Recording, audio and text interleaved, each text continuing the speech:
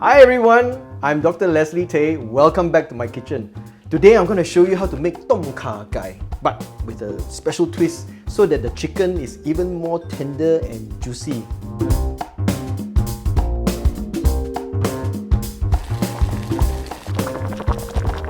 Look at that, the chicken is so nice and even looks tender, right? Now for this dish, I'm using chicken breast, specifically Benja Chicken Breasts. Why? Because it's been scientifically shown to be more tender and juicy. This is the world's first brown rice fed chicken, and it's been certified by the NSF to be grown absolutely with no antibiotics. So it's good for you and it tastes better as well. I know a lot of you don't like to eat chicken breasts, but I'm going to show you this method of making chicken breast so that everybody is going to go, whoa, I didn't know chicken breast could taste so nice.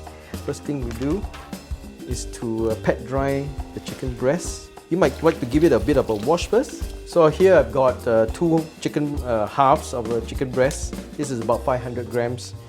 So what we're going to do is slice it thinly. In the typical Thai recipe, they usually put in the chicken first, but in my recipe, I'm going to put in the chicken last. Why? Because I don't want to overcook the chicken breast. When you overcook chicken breast, even a good chicken like this Benja chicken, which is already tender and juicy, will get dry and stringy. Okay, so all the chickens now cut up. This is a simple marinade that I learned from the traditional Chinese cooking. It's called velveting.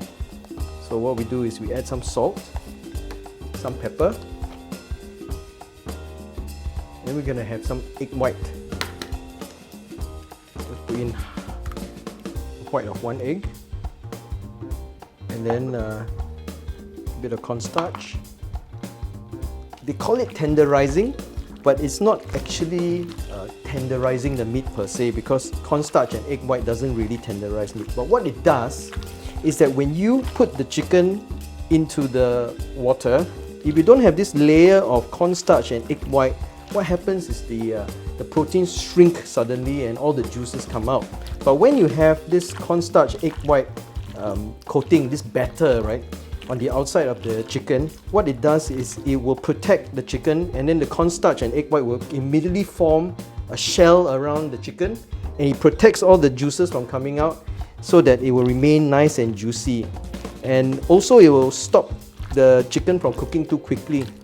Okay, so this is done. You can see that the chicken is coated with a nice thin layer of egg white and corn flour. Okay, we'll leave it aside and then we'll slice up all the other ingredients. In fact, we can actually start cooking the soup now. Okay, bring some water to boil. If you got chicken stock, use chicken stock. I was too lazy. I'm just going to put half a chicken cube in there, and that becomes my chicken stock. Okay, so we'll start with the galangal. This is quite a young galangal, so the skin is very thin, so I'm not going to take away the skin. I'm just going to give it a thin slices. I'm going to throw all this into this water of the chicken stock. Next, we got some lemongrass. Okay, we just thinly slice the lemongrass. Flavors of Southeast Asia, but of course this is Thai food lah. But all these ingredients are so readily available here. We've got some shallots.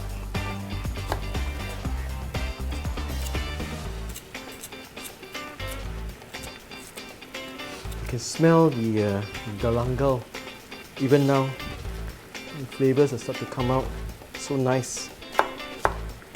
Okay, here we go. Shallots in. Okay, we got some coriander.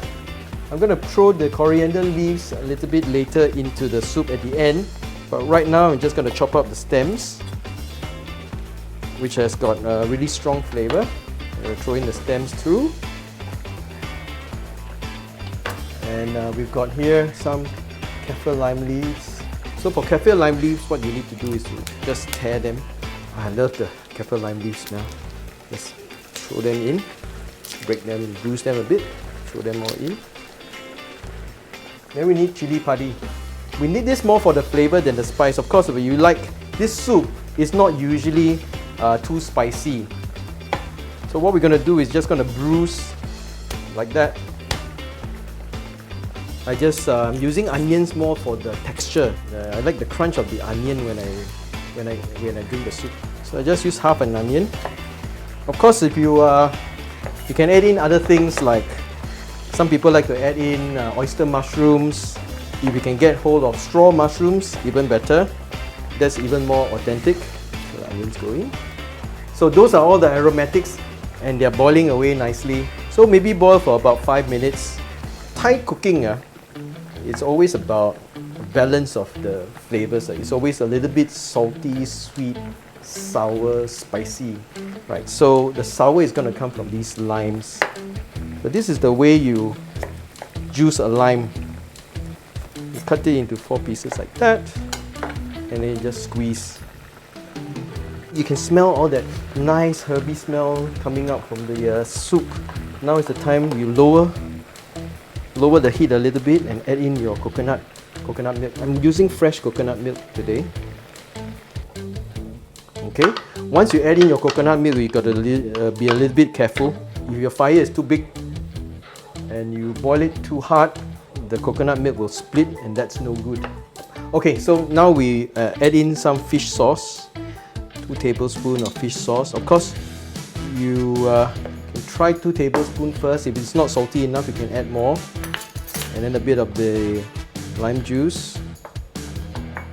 This is just some palm sugar. If you don't have palm sugar, it's okay. Just add in 1 or 2 teaspoons of sugar, and that will balance out the flavors.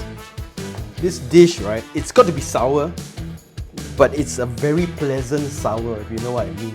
It's a sour that doesn't make you go kind of sour. It's a sour that make you go kind of sour, right? It's almost at boiling point. Now, chicken breast cooks at about 65 to 70 degrees, so you don't really need it to be boiling. So what we want to do is to keep it at a very gentle simmer, maybe about 80 or 90 degrees. You're gonna add all the chicken in. I'm just gonna tear a few more pieces of this lime leaf in. When you put it at the end, you get a different kind of fragrance coming out from the leaves. Okay, always find Kha Gai looks a little bit better when there's a little bit of red in it. And this I'm using, this is a shrimp paste. This is a Thai shrimp paste that I'm using. It's got a little bit of the red coloring, which is very nice, a bit of red oil. And also, of course, the shrimp paste will add in a little bit more umami, extra dimension to the flavor, and it adds a lovely color to it, so it doesn't look too anemic. There. And now our dish is done. Time to serve up the soup. This is so good.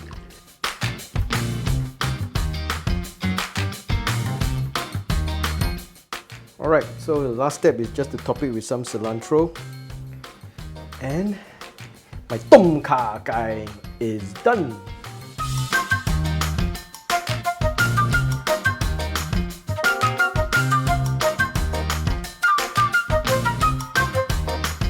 Okay, now we get to try. Look at that. That chicken is so nice and it even looks tender, right?